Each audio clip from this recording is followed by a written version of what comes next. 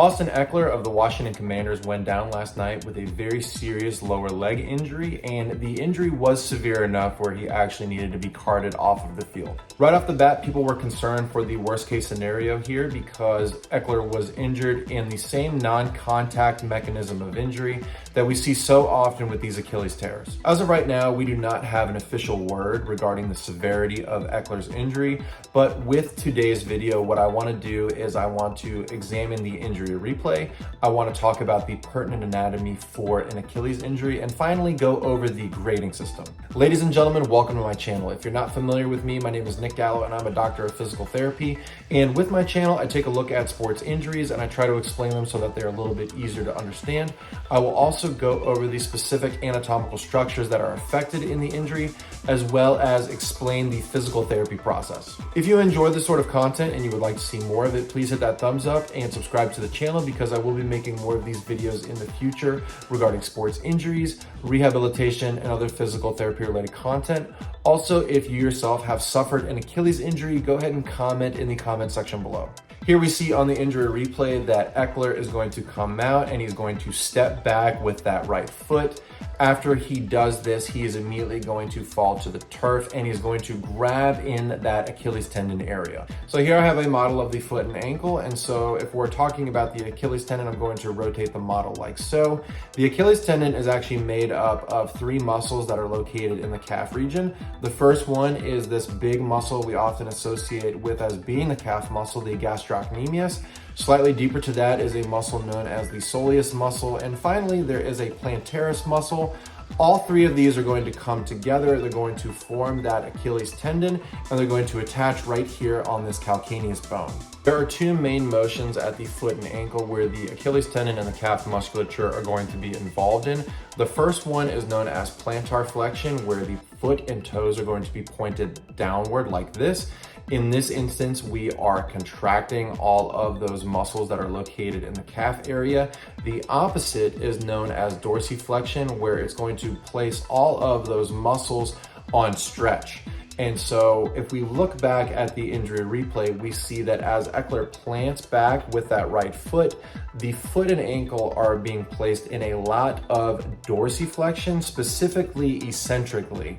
And when we do this, this is putting a lot of force going through that Achilles tendon as well as the muscles in the calf that it is stretching. If it is great enough, it can lead to an Achilles injury. And we have seen this numerous times with other athletes.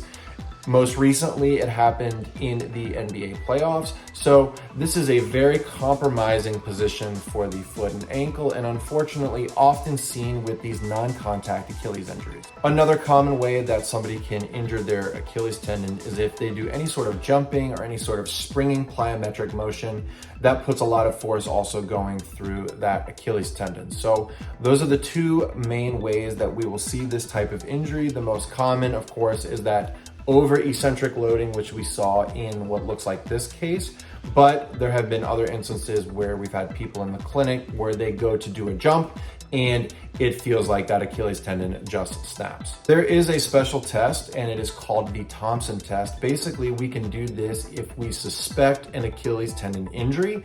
And so in order to do this, what we're going to do is we're going to place the person face down on a table. What we're doing here is we are squeezing on that calf musculature. And what we're looking for is we're looking to see if there's any sort of plantar flexing motion at the foot and ankle. If we squeeze that calf musculature and we see that, it makes us think that there is not a full Achilles rupture. However, if we do squeeze that calf musculature and there's little or no movement at the foot and ankle, then this makes us think somebody has torn their Achilles tendon. Another way to sort of look and see if we can rule in an Achilles tendon tear is if we palpate the Achilles tendon as it goes down to its attachment point at the calcaneus. And I've had this before where I had a patient that had an acute Achilles tendon rupture. As I felt the tendon going down the lower leg, there was an immediate drop off where the tendon should be, which also basically ruled in their Achilles tendon rupture. So what we see so far in the injury replay, we see that as Eckler steps back and plants with his right foot, he's going through the classic non-contact injury mechanism for the Achilles, as well as grabbing that immediate area where the Achilles tendon is located. One thing it's also important to look at here is as we look at the injury replay again, as he steps back, we look for any sort of recoiling where essentially the injured Achilles tendon can recoil and go up that back of the leg.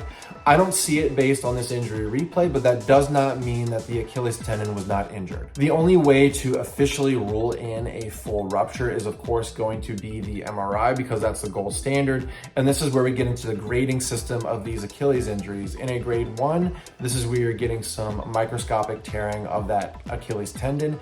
In a grade 2, you're getting more tearing and it's considered a partial tear. And finally, in a grade 3, this is obviously the worst case scenario, and this is going to be the full rupture. With the grade 1, the player is going to miss anywhere from a few to about 6 weeks. With a grade 1, a player is usually going to miss anywhere from about 3 to 6 weeks. It depends on how they are presenting. In a grade 2, because you're getting partial tearing, they're missing several months. And finally, in the grade 3, unfortunately, that's going to sideline them for the entire season because it's going to require surgery. So as of right now, given the information that we have in the injury replay, it definitely looks like he has suffered an Achilles injury. Whether or not it is going to sideline him for the remainder of the season, we're going to need to wait on some MRI results to determine that. Best case scenario here is that it is more along the lines of a lower grade, maybe even a calf strain, but the fact that the team has already said that they think it is an Achilles injury and that he grabbed towards that Achilles area, unfortunately seems like it has affected the tendon. So if I happen to hear any updates regarding Eckler, I'll be sure to update everybody in the comment section. If you happen to hear anything, please feel free to update us as well. Thank you so much again for tuning into my video today. If you enjoy this sort of content, I'm going to go ahead and link one of my playlists so that you can watch some of the injuries that I've talked about in the past. Thank you so much again for tuning in, and I'll see you next time.